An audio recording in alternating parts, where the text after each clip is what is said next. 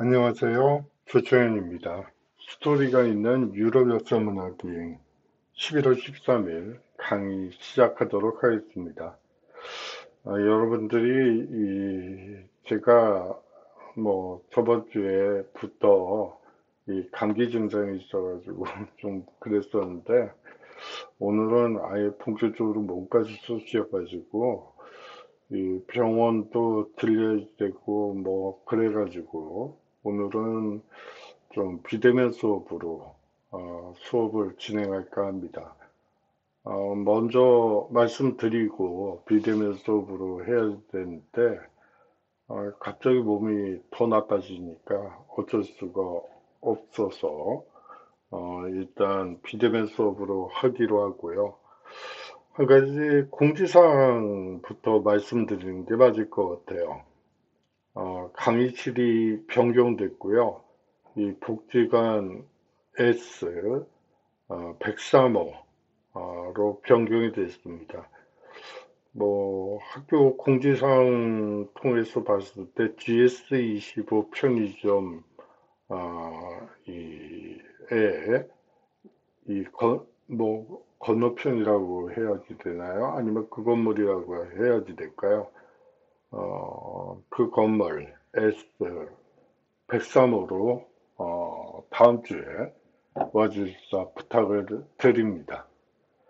예, 오늘 수업은요, 이 법정에선 돼지와 거머리, 어떻게 보면 중세 시기에 이 동물 재판을 통해서 여러분들이 한번 이 중세 사람들의 정서가 현대인들과 어느 정도로 다른지 한번 느껴보시라는 의미에서 이 주제를 가지고 왔고요.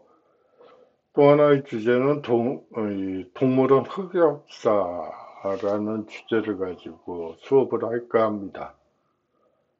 동물원과 관련해서 여러 가지 얘기들을 할 수 있지만, 이 제국주의 시대의 동물원이 가지는 의미, 그리고 우리나라 이 동물원과 원래는 창경궁에 있었죠. 서울대공원 이전에는 이 창경원에 이 동물원이 있었어요. 어렸을 때 부모님 손잡고 그 창경원, 그때는 창경원이었군요. 그 창경원 동물원에 갔던 코올리게 시절 기억이 나네요. 예, 이렇게 두 가지 주제를 가지고 오늘 수업 진행하도록 하겠습니다. 이 식인암퇴지 사건 재판 기록과 동물 관련 재판 기록을 통해서 이 파문이라는 것, 중세사회에서 파문이 가지는 의미에 대해서도 한번 생각해보는 시간을 갖도록 하죠. 중세 동물재판의 모습을 먼저 살펴본 뒤, 이 동물재판과 중세사회, 그리고 종교적 파문의 의미, 지방분권의 성격까지 한번 살펴보도록 하겠습니다.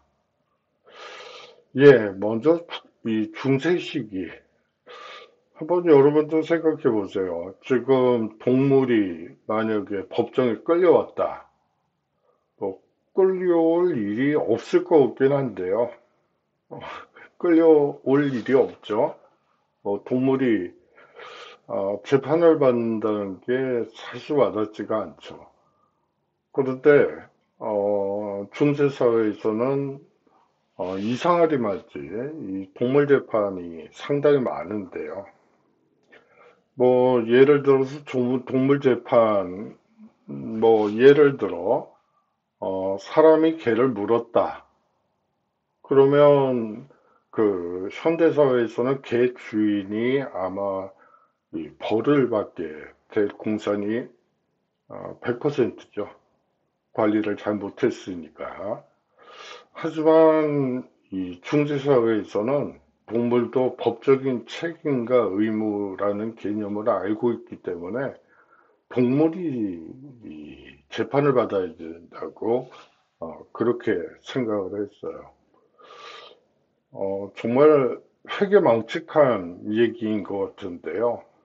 왜 중생들은 이 동물 재판이 필요하다고 생각했고, 거기에 따른 이 형벌은 또 어떤 건지, 그리고 재판을 받는다는 것은 변호사, 검사, 이 재판장이 필요한데, 이 동물을 어떻게 변호한다는 얘기인지, 검사가 할 일은 이 범죄 행각을 있는 그대로 드러내는 작업이니까, 그건 그렇다 치고, 이 동물의 속마음까지도 이 변화하기 위해서 이 변호사들이 있었는지 없었는지 궁금할 것 같아요.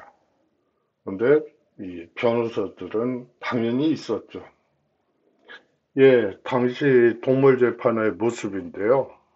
어이구, 뜬금없이, 아이고, 이게 뭐예요? 돼지 새끼들이네요. 무슨 사연이 있길래, 이 돼지, 암돼지와 새끼들이 법정에 서게 됐을까요? 자, 여기, 검사가 있네요. 넌 이런 잘못을 한 거야. 라고 재판장에게 합리적으로 설명하는 과정이고요. 옆에 있는 이 친구가 변호사 역할을 해요. 대지의 이 당시에 이 솔직한 얘기를 이 재판장에게 전달하는 역할을 하게 되죠. 지금 현대사회에서는 도저히 이해가 안 가는데요. 왜 이런 일들이 벌어졌을까요? 13세기부터 18세기까지 동물이 인간과 똑같은 방식으로 정의되고 비난받고 법의 심판을 받고 처벌을 받았습니다. 정의의 이름으로 이루어진 동물에 대한 파문도 있었고요. 또 공개 엑스포시즘, 그리고 사형 선고, 걸석 재판. 이 걸석 재판이라는 것은 피의자가 법정에 출두하지 않고 이 변호사가 대신 출석해서 변호를 하는 이 재판을 걸석 재판이라고 하는데, 이러한 걸석 재판이 이 동물 재판에서도 똑같이 이루어지고 있죠. 예를 들어 물고기나 거머리가 기소를 당할 경우에 물 밖에 나오면 걔네들은 죽잖아요. 그러니까 당연히 걸석 재판을 할 수밖에 없기 때문에 이 동물 재판에서도 사람과 마찬가지로 이 걸석 재판이 이루어지는 경우가 허다합니다. 오늘날 우리에게 매우 회개해 보이는 서양 중세 사법 시스템의 이 암호를 하나하나 실오라기처럼 풀어보도록 하죠. 신생아를 잡아먹은 돼지는 교수형에 처해지고요. 또 거머리는 더 이상 물고기의 피를 빨지 말라고 정의의 명령을 받기도 합니다. 유럽에서는 거의 1000년 동안 동물과 가축 그리고 해충이 법의 심판대에 오르게 됐고요. 라틴어 인용문으로 구성된 수사법에 따라 판결을 받게 됩니다. 예, 당시에 라틴어를 읽고 또 그 내용을 듣고 이해할 수 있는 사람은 전 국민의 0.3%가 될까요? 상위 0.3%가 될까 말까. 문맹률만 놓고 봐도, 3% 정도나 읽을 수 있을까 말까. 그 정도, 수준이라고 볼 수 있는데, 이 동물이 라틴어 인용문으로 꽉 차 있는 이 재판 기록물을 보고, 이 판결문을 보고, 이해를 했을 것 같진 않죠? 그래요. 당연히 이해를 못했겠죠. 예, 먼저 식인 암태지 사건부터 살펴보도록 하죠. 예, 부엉이 친구도 눈을 동그랗게 뜨고 이 오른쪽 그림을 보고 있네요. 이게 뭐죠? 돼지를, 교수형을 시키는 모습이에요. 근데 이 주변의 모습을 보면, 무슨 연극 공연을 하는 것 같기도 하고, 뭐, 마당놀이를 하는 것 같기도 하고, 아주 이 이미지가 회개하죠?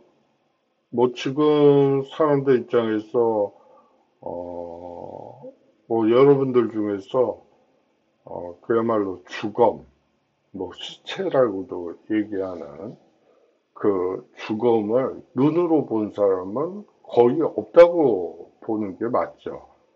뭐, 사건에, 아이고, 그런 일은 아마 없었을 걸로 짐작이 되고요. 주위에서 시체를 본다는 거는 상상을 초월하는 얘기라고 볼 수가 있어요. 근데 돼지 교수형을 하고 있는데 사람들은 완전히 축제 분위기네요. 뭐 박수 치는 친구들도 있고요.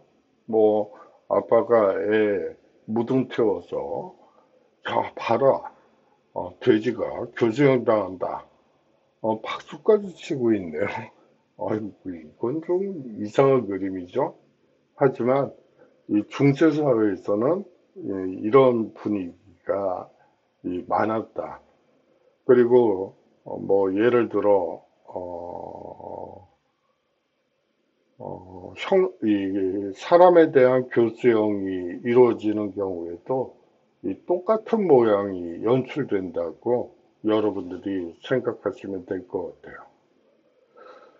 예, 죽음을 바라보는 태도가 현대인들과는 완전히 다르다는 것을 여러분들이 이해해 주셨으면 좋겠습니다.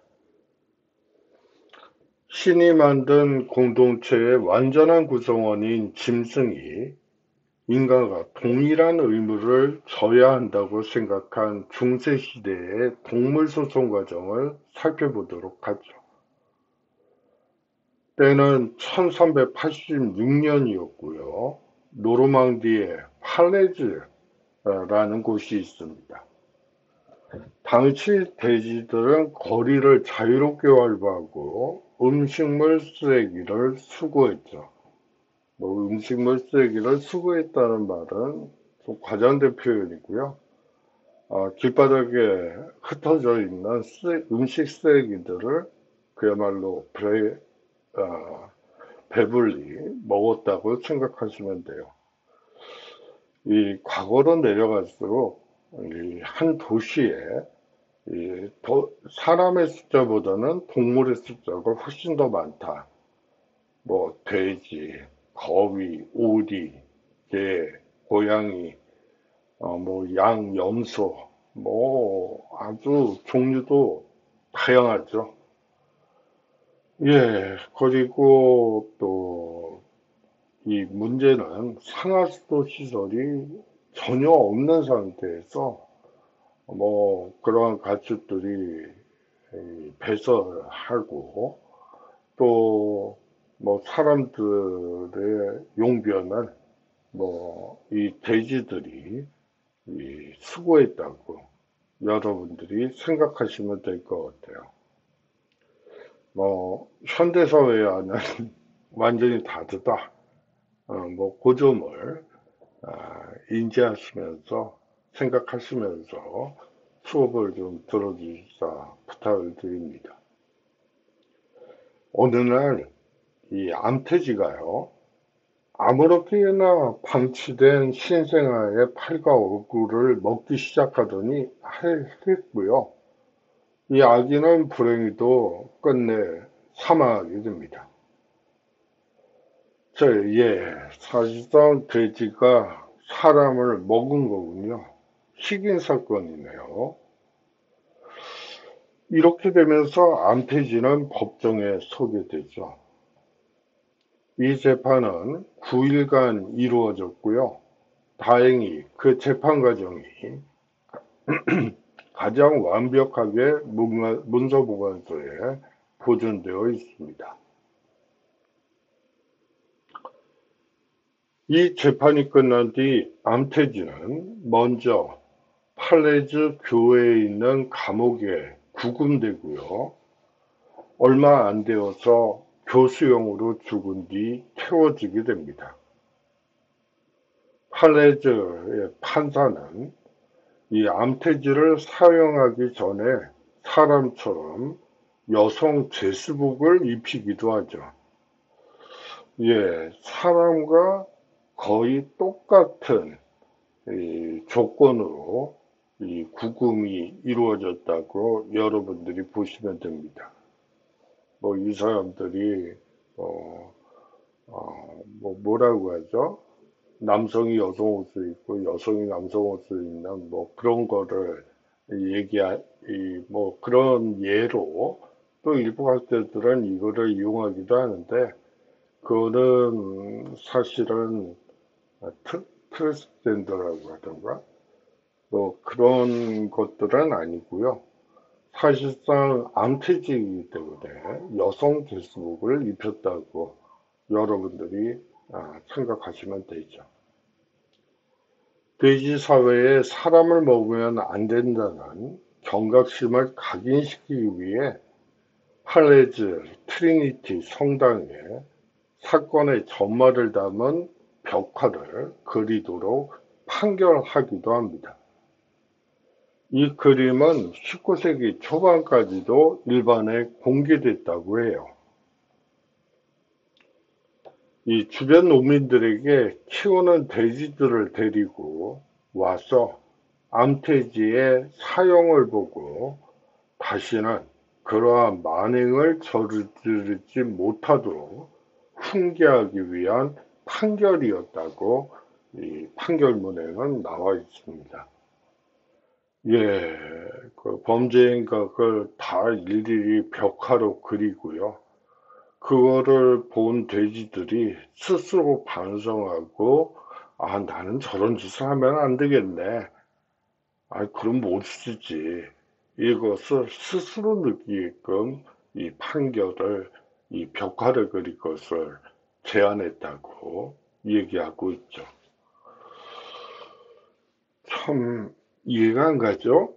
그렇지만, 뭐, 과거의 일이긴 하지만, 여하튼 이런 기록물들을 통해서 그 당시 사람들이 가지고 있는 이 동물에 대한 이 감성을 여러분들이 느끼시면 좋을 것 같아요. 돼지들이 암태지의 사형 집행을 보면서 나는 저런 행동을 하지 말아야지 라는 경각심을 가질 수 있다고 판단한 것으로 보입니다. 죄송합니다. 예, 또 다른 사건이 있어서 한번 가지고 가는데요. 이 암태지와 여기에서는 그 새끼들도 문제가 돼요. 부르고뉴에서 이 비슷한 재판이 재현되게 됩니다. 신생아를 잡아먹은 혐의로 기소된 암태지가 있었고요. 이 암태지가 6마리의 아기 돼지와 함께 이 신생아를 먹은 죄로 7마리 돼지가 한꺼번에 기소되게 됩니다. 죄송합니다. 다행히 6마리의 아기 돼지의 경우는 엄마 돼지를 따라한 모방 범죄에 불과하다고 판단한 재판부에 의해 훈방 조치되고요. 또 이 돼지를 다른 농가에 분양하기도 합니다. 예, 남은 암태지만 사형 선고를 받게 되죠. 예, 단순 모방 범죄이기 때문에 아기 돼지들은 훈방한 뒤에 다른 농가 주인들에게 분양을 하고 이 암태지만 사형 선고를 내렸다는 얘기죠. 당시 재판 기록에 따르면 이 재판 과정에서 이 암태지라는 놈이 이 범행 일체를 부인했다고 해요. 저는 안 그랬는데요. 어, 이 돼지 언어로 꿀꿀거렸을 걸로 보이는데, 꿀꿀꿀꿀거리면서 범행 일체를 부인했다는 거죠. 하지만 고문을 심하게 당하자 비로소 꿀꿀하며 유죄를 인정했다고 법정 기록에는 나와 있습니다. 참, 오늘날 우리들에겐 아주 기이하면서도 동시에 비이성적인 것처럼 보이지만 단순히 과거의 일로만 보고 웃어넘기기엔 몇 가지 문제가 있습니다. 예, 재판과 감옥을 한번 보도록 하죠. 동물재판은 주로 형사와 민사소송, 마지막으로 종교재판으로 진행되게 됩니다. 현대사회에서는 형사와 민사소송만 있죠. 하지만 중세사회, 그리고 절대왕정 시기까지는 종주재판이라는 것도 이 병행이 되고 있다는 점이 중요하고요. 사실상 형사와 민사 소송은 당연히 그렇긴 한데 여기에 이 종주재판이 하나 추가된다고 여러분들이 생각하시면 될 것 같아요. 이 동물재판권자들은 영주, 도시참사회, 교회, 지방의회, 대학 이렇게 된다고 보시면 돼요. 사실상 중세의 재판제도는 이 영주들이 가지고 있었다고 보시면 되고요. 2심까지는 영주들이 한다고 보시면 될 것 같아요. 도시 참사에도 영주고요. 지방의회도 영주고, 여기 한 가지 이제 대학이 나오는데 여러분들이 좀 의아하실 것 같아요. 아니, 재판을 할 수 있다면 나라 아닌가요? 라고 당연히 생각하게 되겠죠. 예, 대학은요, 절대완전 시기까지만 해도 독립된 운영체계, 사법제도와 관세제도, 이러한 것들을 운영할 수 있는 실제적인 주권자라고 보시면 될 것 같아요. 예를 들어, 어느 학생이 밑에 내려가서, 이 술을 마시다가 사고를 쳤다고 합시다. 그러면 사실상 파출소에 가야 되겠죠. 그러면 대부분 이제 훈방이 되는 경우가 많죠. 학생들이 아직 미성숙하니까 사고를 칠 수도 있지 이러한 관대한 마음으로 이제 풀어주는 경우가 많은데 이 당시에는 사실상 재판권을 대학이 가지고 있기 때문에 이 대학 구치소의 임기가 돼요. 범죄인 인도수송이라고 하나요? 그런 거를 통해서 이제 대학 구금 되는 곳에 갇히고, 그 다음에 대학에 있는 검사들이 이제 기소를 하고, 이제 변호사가 또 붙죠. 이렇게 해서 재판이 이루어진 후에 형이 결정된다고 보시면 될 것 같아요.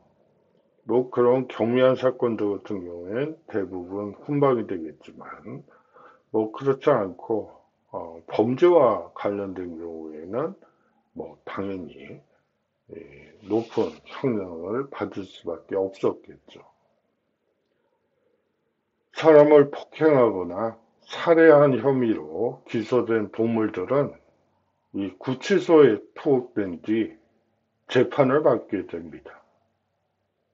다른 감방에 이 투옥된 죄수들과 똑같은 신세가 되는 것이죠. 여기서 말하는 죄수는 사람이죠. 사람이나 동물이나 구치소에 갇히면 같은 환경, 같은 조건, 남자, 스테이지라면, 죄송합니다. 스테이지라면 당연히 남성, 이 복식을, 그리고 암태지라면 당연히 여성 죄수복을 입게 된다는 얘기가 되죠. 그런데 한 가지 흥미로운 것은 피고의 90%가 돼지라는 점이에요. 13세기부터 17세기까지 재판을 받은 동물 중 90%가 돼지입니다. 기록보존소에는 총 35건의 동물재판 기록이 보존되어 있는데요. 그렇다면 돼지란 놈은 왜 재판정에 끌려다니는 신세가 되었을까요? 사실 그렇죠. 돼지만 사람을 그 인육을 먹은 동물도 아니에요. 예, 뭐 재규, 뭐 호랑이 많죠. 사자, 늑대 뭐 이런 것들도 모두 인육을 먹는 동물인데 그러한 이 짐승들이 이 재판정에 서는 경우는 없어요. 왜 하필이면 돼지만 이렇게 혐오하게 됐을까요? 혐오요? 혐오란 표현은 아닌 것 같네요. 여하튼 이 돼지란 놈만 이 재판정에 끌려다니는 신세가 되었을까요? 저는 한편으로는 그런 생각이 들더군요. 이 중세인들의 실용적 사고 때문이 아닐까 하는 생각이 들었어요.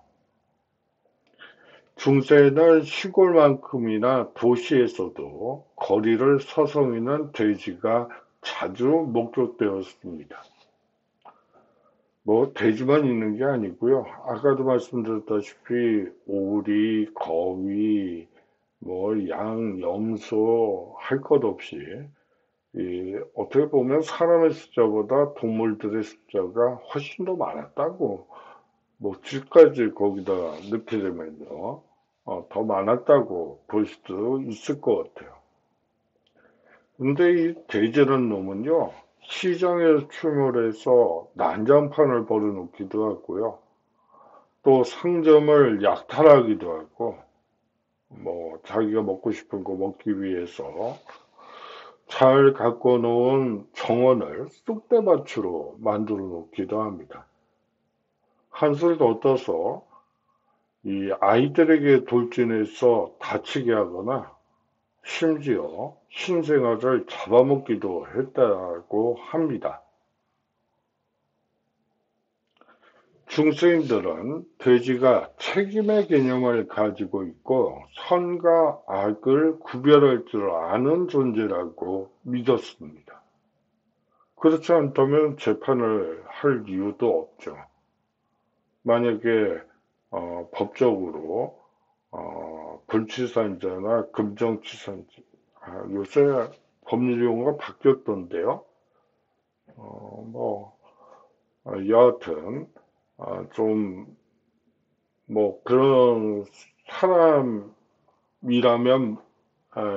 가는 다르게 이 돼지를 이 정상적인 인간과 똑같이 책임의 개념을 가지고 있고 선과 악을 구별할 줄 안다. 그러면 사람이지 그게 돼지인가요? 현대적인 관점에서. 하지만 중세사회에서는 이렇게 생각했다는 거죠. 법정에 세우고 변호사를 뽑아 변론의 기회를 주고 재판 비용을 대주고 이 먹이를 주고 보호해 주기까지 합니다. 예, 무죄 추정의 원칙이라는 게 있죠. 뭐 기본적으로 법정의 판결이 3심까지의 대법원까지의 판단이 나오기 전까지는 무죄다. 무죄로 추정한다. 뭐 이 개념이라고 보시면 될 것 같아요. 이 무죄 추정의 원칙은 함무라비 법전에서부터 시작된다고 보시면 되고요. 이 함무라비 법전에는 최저임금제에 대한 규정도 있어요. 그리고 이혼에 대한 여러 개념들이 있죠. 뭐 현대 이 헌법, 민법 뭐 그것과 그다지 다르지 않다고 보시면 돼요. 뭐 학자들에 따라서는 함무라비 법전은 그냥 이 고도로 발달된 사회에서 제기될 수 있는 여러 법적인 문제들을 이 나열한 것을 지나지 않고 이 함무라비 법전을 판례로 이용한 경우는 거의 없었기 때문에 뭐 이건 사문화된 문서가 아니냐 뭐 이렇게 보는 사람들도 있는데요. 뭐 꼭 그렇게만 볼 사안은 아닌 것 같아요. 뭐 그런 선언이라고 해놓았다는 것 자체가 아, 뭐 놀라운 일이라고 보는 게 맞을 것 같아요. 중세인들의 법정서를 한번 보도록 하죠. 중세인들의 법정서는 동물이 사람에게 해를 입히면 주인이 아니라 그 동물의 주인이 아니라 죄를 범한 동물이 스스로 책임을 져야 한다고 생각했습니다. 주인이 동물을 제대로 감독하지 못한 죄도 인정되어 성지순례를 떠나야 한 경우도 몇 건 있긴 해요. 하지만 이 교수형을 당하는 동물보다는 여하튼 약한 처벌을 받았으면 틀림이 없습니다. 예, 이 동물재판을 이해하기 위해서는 이 파문의 일상화를 먼저 얘기해야 될 것 같아요. 여러분들, 이 종교재판에서 이 파문을 당한다. 뭐, 예를 들어, 갈릴레오 갈릴레이가 종교재판에서 만약에 파문을 당하게 된다. 어떤 일이 벌어질까요? 이 파문을 당하게 되면 사실상 교회가 죄송합니다. 당시 관리하고 있었던 결혼증명서, 출생신고서, 사망증명서 뭐 이러한 것들이 전부 말소가 돼요. 그 얘기는 무슨 얘기죠? 뭐 현대사회에서의 주민등록증 말소와 똑같다고 보시면 되죠. 예, 그 다음에 어떤 사람이 그 파문당한 사람을 뭐 이런 비유를 드리면 좀 그렇긴 하지만 칼로 찔러서 죽였다고 칩시다. 그러면 사람을 죽인 거잖아요. 그러면 당연히 기소를 당해야지 되는데 이 아까도 말씀드렸지만 출생신고, 사망신고, 뭐 결혼신고 이런 것들이 전부 말소되면서 이 사람은 지상에 태어난 적이 없는 사람이 돼버리는 거죠. 결과적으로는 기소를 하지 못하게 돼요. 사실상 공소권 없음, 뭐 이런 판결이 나올 확률이 높죠. 우리가 종교재판에서의 파문, 뭐 사실 뭐 제가 어떤 종교에 파문을 당했다고 하면 그 근처만 얼씬거리지 않으면 되는 거죠. 아니 뭐 길거리 활보하는데 무슨 지장이 있겠어요. 뭐 그쪽 사람들만 안 부딪히면 되는 거죠. 하지만 중세 시기의 파문은 다르다는 점도 여러분들이 기억해 주시면 좋을 것 같아요.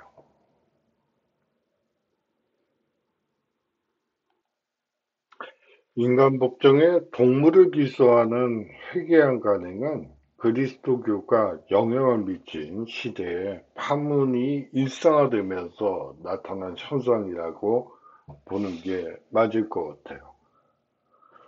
이 피조물에 대한 파문에는 나름의 전통이 있었습니다.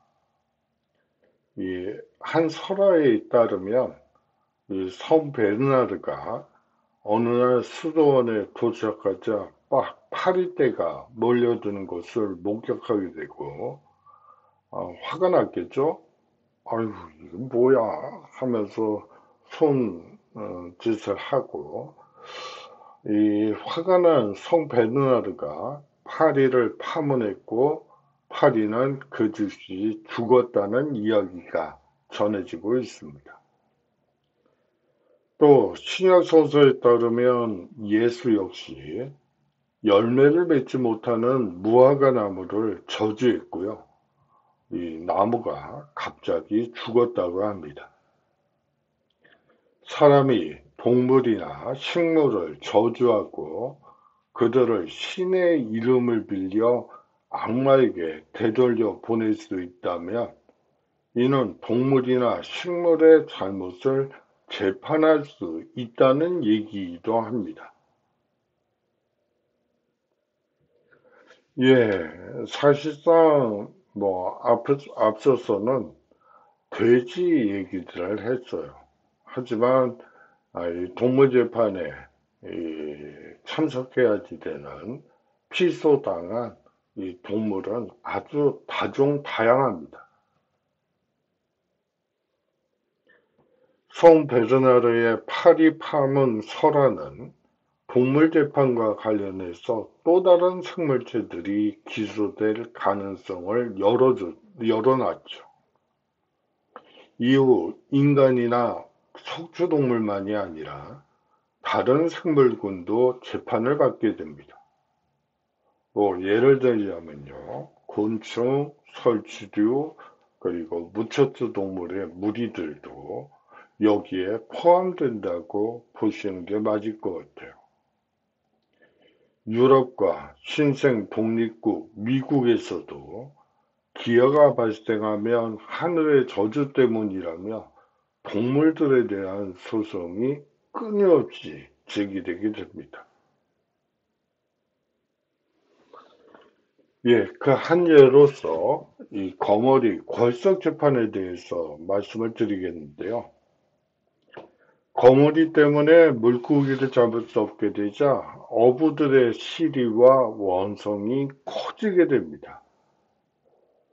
1451년 로잔 주교는 거머리가 정규재판 법정 소환에 응하고 또한 이 물고기의 피를 빨지 않겠다고 약속한다면 훈방할 것이라는 제안을 하게 됩니다. 만약 법정에 출석하지 않거나 경고를 무시해도 늘 3번의 출석 요구서를 보내게 되죠. 예, 법정 출석 한 번은 안 나왔다고 해서 곧바로 구속이 된다거나 그런 일은 없죠. 민주사회에서는 더더욱이나 그러한 일은 없다고 보시면 돼요.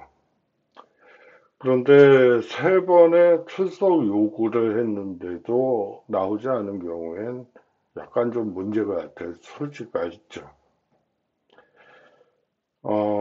요거과는 약간 좀 다른 얘기인데, 이 쥐에 대한 재판이 있었던 적도 있었어요. 여기서 시간 관계상 빼긴 했는데, 예, 쥐한테, 출석 요구서가 가죠. 3번 다 거부하긴 하는데, 변호사가 전한 쥐의 심정을, 그걸 이 변호사가 만들어낸 얘기인지 진짜 쥐랑 대화를 나눠서 한 얘기인지는 당연히 지어서 한 얘기일 걸로 보이긴 하는데 이런 대목이 있더군요. 쥐가 길거리에 나와서 이 법정 출두를 하는 과정에서 고양이가 혹은 개나 혹은 뭐 야생동물들이 잡아먹는 경우 생명의 위협 때문에 저는 못 나가요. 출석할 수가 없어요. 무서워요. 뭐 이렇게 이 변호사가 대신 변론을 하죠. 그랬더니 판사가 뭐 그거는 그렇지.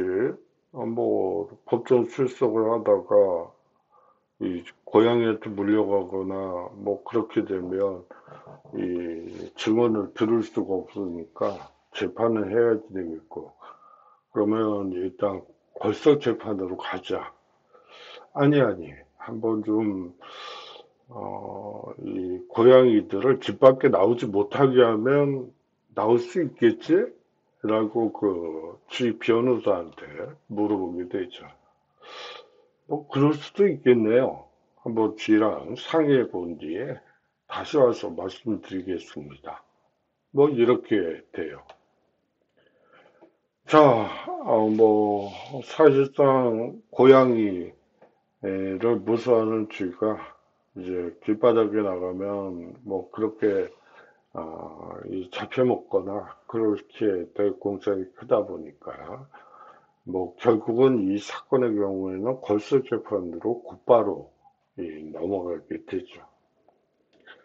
예, 이 거머리도 마찬가지 이유를 댔던 걸로 되어 있습니다. 물에서 사는 생물이죠. 그렇기 때문에 이 물 밖으로 나오는 순간 숨을 제도 못 쉬어서 죽을 수도 있다.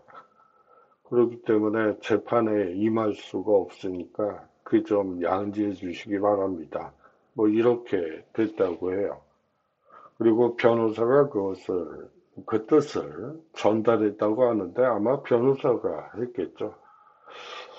예, 그렇게 되면서 이제 변호사가 대리 출석해서 변론을 하는 결석 재판으로 바뀌게 됩니다. 예, 다음은 이 동물원 흑역사에 대해서 한번 살펴보겠는데요. 먼저 이 동물원의 역사를 전반적으로 한번 살펴보고, 이 동물원은 초기에는 권력의 과시로서, 그리고 19세기 정도가 되면 제국주의의 이 과시로서 이 동물원이 활용된다는 점 여러분들이 기억해 두시면 좋을 것 같아요. 예, 아울러서 우리의 갇힌 인간을 통해서 이 제국주의 동물원이 가지는 의미에 대해서 한번 생각해 보도록 하겠어요. 예? 인간이 우리에 갇혔다고요? 예, 그런 일이 실제로 있었어요. 예, 그거는 이제 말씀을 드리도록 하겠고, 아니, 이거는 어디서 많이 본 그린 거죠? 예, 여러분들 어렸을 때 본 만화 영화, 디즈니 만화 영화 중에 라이온 킹이라고 있더군요. 어, 저희 집에도 어렸을 때 많이 봐가지고 그 화면이 아주 이뻐서 그거를 한번 가져와 봤어요.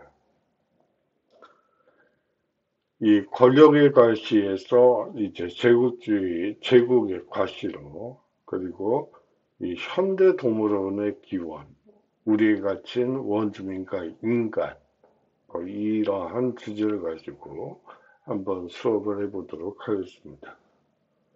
먼저 동물원은 권력과 부의 과시였다고 보는 게 맞을 것 같아요. 기원전 15세기경 이 동물원의 역사가 시작이 됐고요. 고대 이집트나 바빌로니아, 그리스, 로마에서는 대규모로 동물 수집 그리고 사육을 하게 됩니다. 알렉산더 대왕이나 네로 황제 등 숱한 권력자들이 신기한 동물들을 기르는 것을 즐겼고요. 죄송합니다. 특히 고대 로마의 트라이아누스 황제는 약 11,000마리의 동물을 수집하고 이는 일종의 권력과 부에 대한 과시였다고 보는 게 맞을 것 같아요.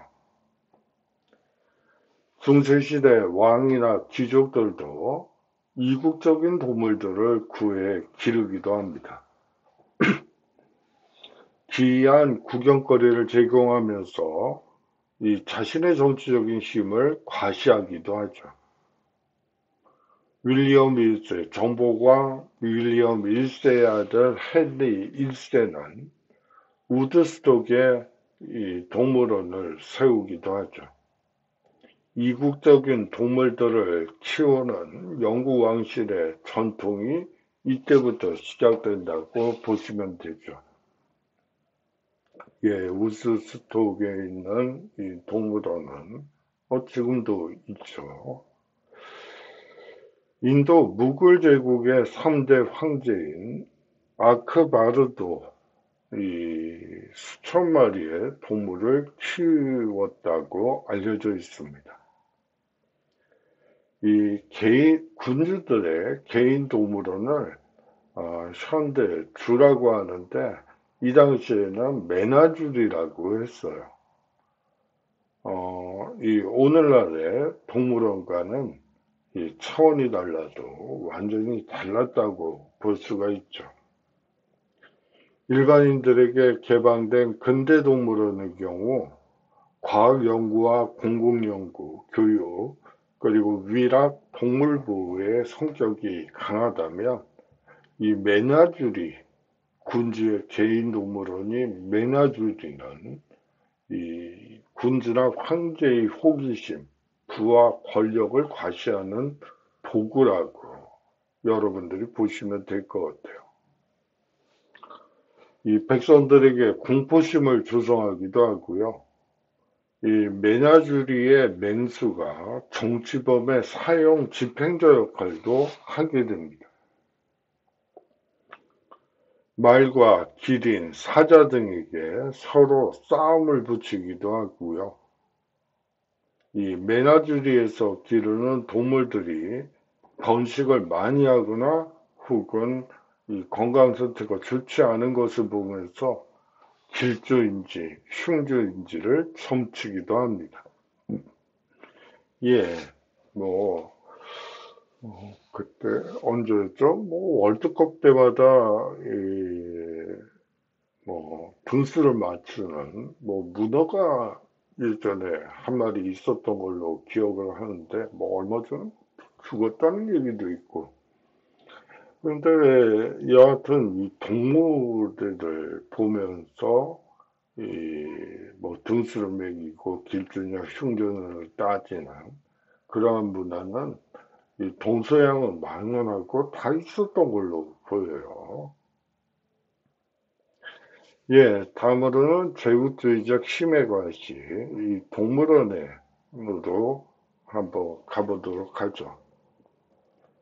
19세기 이후 생기기 시작한 공공동물원도 식민지 지배력을 증명하는 상징으로 기능하게 됩니다. 당시로서는 보기 힘든 동물을 포획한다는 사실 자체가 머나먼 이국 땅을 정복했음을 상징적으로 드러내는 이 행위라고 볼 수가 있겠죠. 제국주의 열강들은 아프리카나 아시아의 이 침략 과정에서 동물을 약탈하기도 합니다. 19세기 후반 이 세계 최대 동물상이었던 이 독일인 칼 하겐베크의 경우 20년 동안 사자 1000마리, 호랑이 300에서 400마리, 표범 600에서 700마리, 곰 1000마리, 그리고 하이에나 800마리를 팔았다는 기록이 증언하듯 당시 동물 거래량은 막대했다고 볼 수가 있고요. 여기에 이제 칼 하겐베커라는 사람이 등장하는데 이 사람은 그 현대적인 이 동물원의 아버지이기도 하고요. 또 우리나라 창경원, 서울대공원 동물원 있기 전에 있었던 창경원 동물원에 동물을 납품했던 납품업자이기도 해요. 뭐 약간 좀 우리나라 역사로 돌아와서 이 창경, 창경궁이 창경원으로 격화가 되죠. 그것을 보고 두 가지 입장이 있다고 보시면 돼요. 한쪽에서는 일본 제국주의자들이 이 조선 왕조가 이제 속국이 합병이 되면서 아주 그 왕실 자체를 격화시키기 위해서 이 궁을 개방을 하고 동물원과 식물원을 만들었다. 뭐 이렇게 보는 입장이 있고요. 또 한 주장은 조선왕조실록이나 조선사 편수의 기록에 뭐 물론 그 조선왕조실록 이 순종편은 이 일본 조선사 편수에서 만든 거기 때문에 사실 그렇게 신빙성이 높지 않은 기록이라고 흔히들 얘기를 하긴 하지만 여하튼 그 기록대로라면 순조 자신이 어, 이제 순조라는 임금은 구궁궁궐에 갇혀 있는 사람이죠. 그런데 한술 더 떠서 일본 경찰들이 또 감독을 해요. 그야말로 옴짝달싹 못하는 그런 신세가 돼버리는 거죠. 일반 백성들이 어떻게 사는지, 그리고 독립운동은 또 어떻게 돼가고 있는지 전혀 알 수 있는 루트가 없는 거예요. 이렇게 되면서 순조 입장에서는 어떻게 하면 외부 사람들을 통해서 정확한 소식을 들을 수 있을까를 고민할 수밖에 없는 시점이 돼버리죠.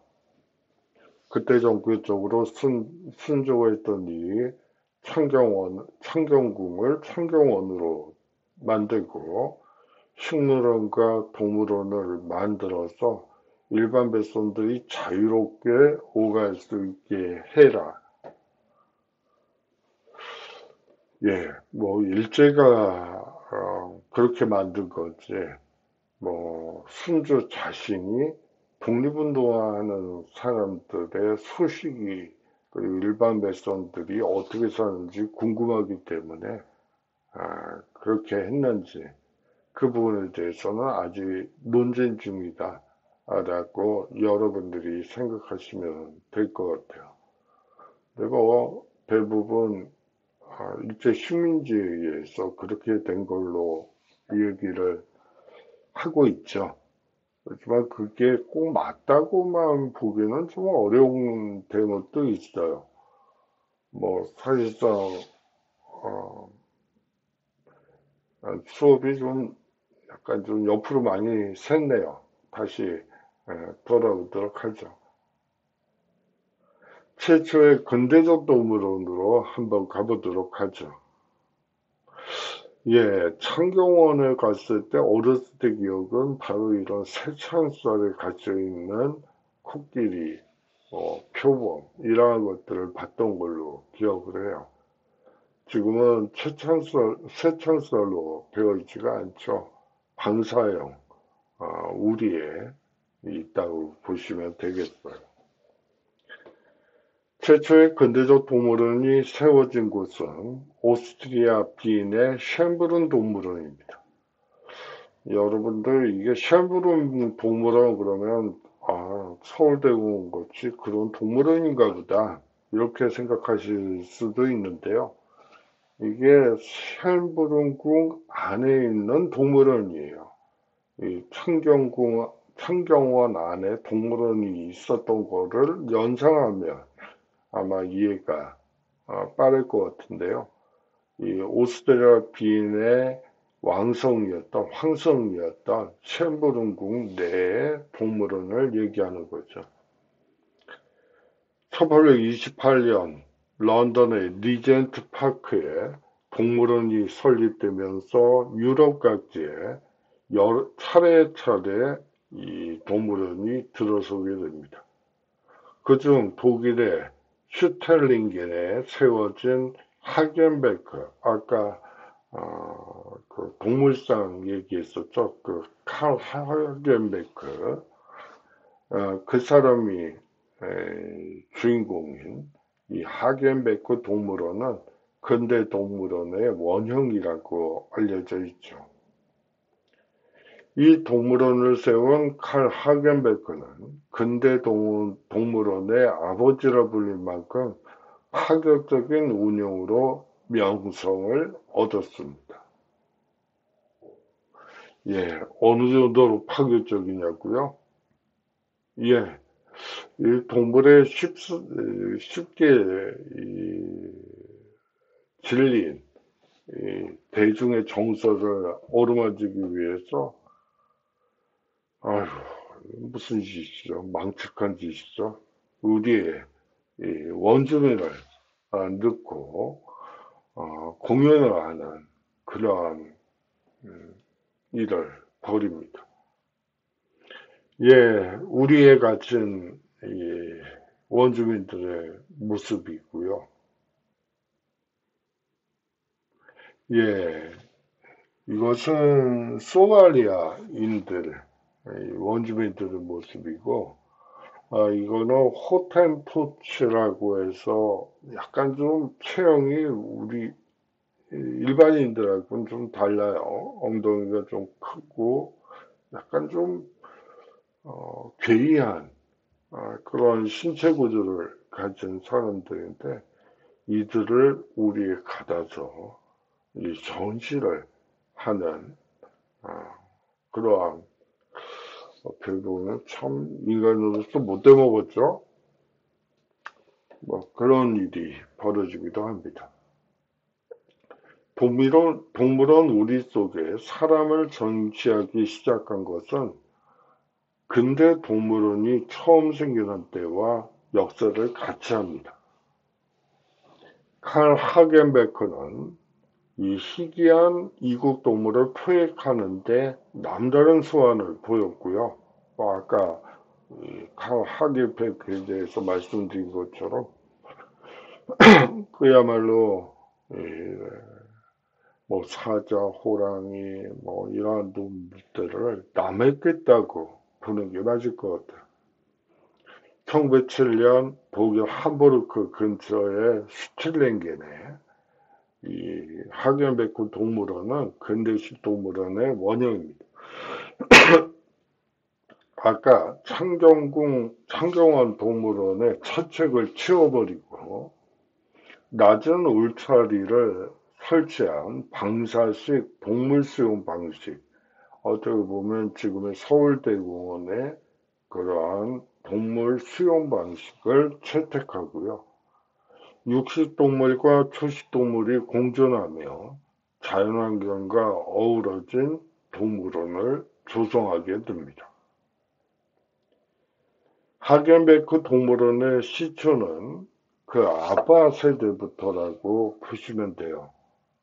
1848년 생선 중개상이었던 클라우스 고트프리트 칼 하겐베크가 이 상어 그물에 우연히 걸린 물개 6마리를 인어라고 전시하여 흥행에 성공하게 됩니다.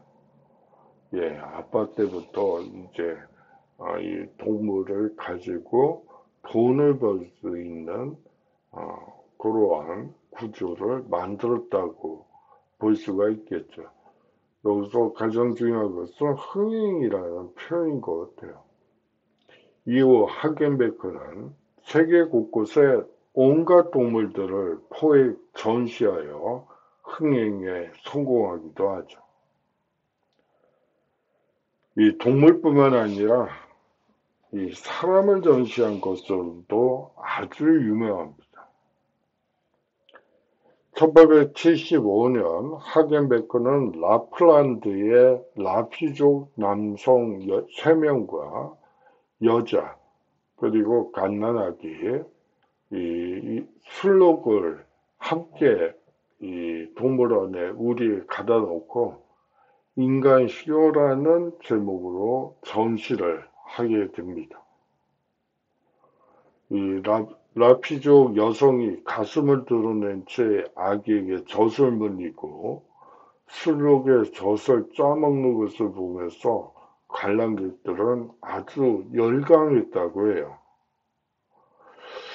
이 사람에게 빨리 실증을 내는 존재죠. 그렇기 때문에 하겐베크는 라피족뿐만 아니라 에스키모인, 아프리카인, 인디언, 그리고 호주인, 호주 식인종에 이르기까지 다양한 인종들을 우리 속으로 몰아넣었습니다.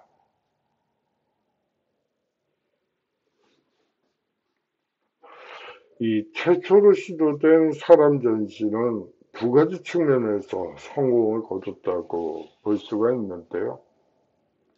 대중의 가늠증적 심리를 줬다는 평이 있습니다. 동물원 속의 원주민들의 벗은 몸을 합법적으로 볼 수 있는 유일한 방법이었다는 거죠. 대중들은 원주민의 벗은 몸에 아주 지대한 관심을 가졌다고 합니다. 거기다가 이 인류학자들에게 인류학적 연구 대상을 제공했다는 점도 이 사람 전시가 가지는 성공 비결 중에 하나였죠. 원주민들의 나체를 관찰하고 사진 자료를 남기는 등 체계적인 연구가 진행되고요. 인류학과 생물학, 민족학 연구 자료를 제공했다는 이 높은 평가를 받게 됩니다. 아울러서 이 학계로부터 찬사를 받게 되죠. 사실 이 친구 사진을 보면서 어떤 사진인지 분명히 웃는 얼굴이긴 한데 눈에는 눈물이 그렁그렁 있더군요. 그래요. 어쩔 수 없이 웃어 보여야 하는 것 같긴 한데 하지만 슬픔이 하고 있는 저 모습을 보면서 참 사람이 사람을 대상으로 어떻게 저런 일을 할 수가 있지? 뭐 그런 생각도 들기도 하고요. 뭐 여러 가지 생각이 들었습니다. 동물원에 인간을 전시하는 열풍은 대서양을 건너 미국에서도 일어나게 되죠. 1900년대 초 독특한 외모를 가진 아프리카 부족 출신의 한 남성이 미국으로 납치를 당하게 됩니다. 아까 이 친구의 이름이 오타 방카예요. 벵가예요. 이 오타 벵가라는 이름의 콩고 피그미족 남성으로 뾰족한 치아와 작은 키가 특징이라고 보시면 될 것 같아요. 키가 한 1m 51 정도 되는 소인이라고 보시면 되겠죠. 세계 박람회 등에서 다른 피그미족 사람들과 함께 전시되기도 하고요. 이후 벵가는 또 다른 상인에게 팔려가 벵가를 인간보다 훨씬 열등한 존재로 인식해서 이 동물원에 전시하자고 제안하기도 합니다. 벵가는 뉴욕의 브롱크스 동물원에 이 오랑우탄 무리에서 동물들과 함께 우리 생활을 하게 되고요. 이 동물원은 벵갈을 구경하기 위해 몰려든 사람들로 인산인해, 그야말로 흥행에 성공하게 되죠. 1906년 9월 브롱크스 동물원은 벵갈을 약 20일간 전시하며 막대한 돈을 벌어들이게 됩니다. 심지어는 일부 관광객들의 경우 저 벵갈이라는 놈이 사람인 것이 확실하냐고 묻기도 했다고 합니다. 이후 벵갈은 이 버지니아의 어느 담배 농장에서 일을 하게 됐고요. 동물원에서 지내면서 받은 정신적 상처가 너무 깊어서 인간에 대한 적대감과 우울증으로 고통 속에 지내다가 1916년 23살이라는 꽃다운 나이에 미국으로 끌려와서 35살에 자살로 생을 마감하게 되죠. 예, 이 친구가 어렸을 때 이렇게 밝은 모습이 아니었을까 하는 생각이 들어서 한번 가지고 왔어요. 이 친구들이 피그미족은 아니고요. 뭐, 아주 맑게 웃는 표정이어서 가지고 왔죠. 그래요. 이런 어떻게 사람을 우리 속에 쳐놓고 우리가 이러한 것들을 대면하면서 참 사람이 사람으로서 산다는 게 얼마나 어려운 일인가. 그리고 이 욕심이라는 건 한도 끝도 없구나.